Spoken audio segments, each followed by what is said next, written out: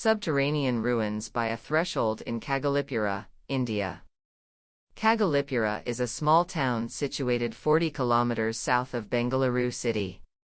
The 3-acre farmland is a fruit orchard where trees such as mango, sapota, banana, coconut, butterfruit, and jackfruit are grown. The site offered various design opportunities. A sloping landscape allowed a rainwater collection system to be created to sustain the existing farming practices.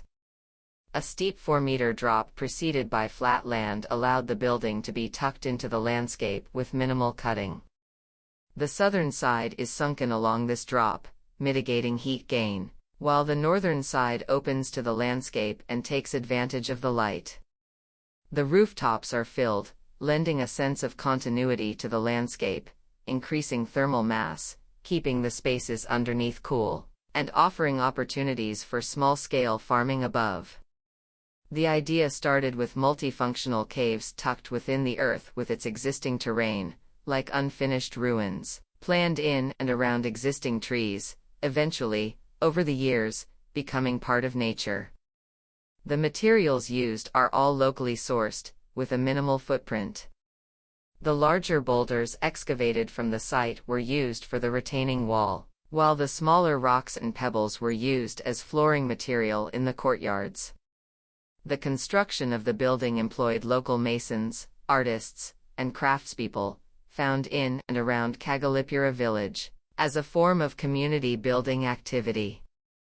Local kiln brick was sourced from a nearby village in its unfinished form.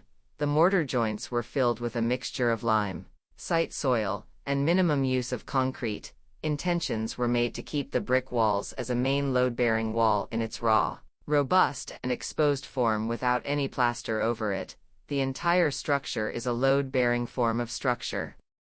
The entire program, built and unbuilt, was imagined to be multifunctional and can be used for many activities over time. The client's initial requirements for a farmhouse, which would be used occasionally, did not warrant building such a scale, so suggestions were made to amend the brief. Instead, spaces are designed to be flexible and host various functions, fulfilling one of the primary design objectives to support the local community and its activities. The alternate built and unbuilt configuration allows functions to occur within the caves and spill out onto the open courts. For instance, classes for local school children may be conducted within the caves, while the open courts may be used as spill-out spaces for children to eat and play. In addition, the open court can transition between the classroom and the open ground to the north, with the stairs becoming seating spaces to watch. In another instance, it may take on programs to support the thriving local artisans and craftspeople. With its niches, the sunken passageway to the north could become displays of the artisans' work, while the caves and open courts could become workshops for artisans to practice, teach, and sell their work.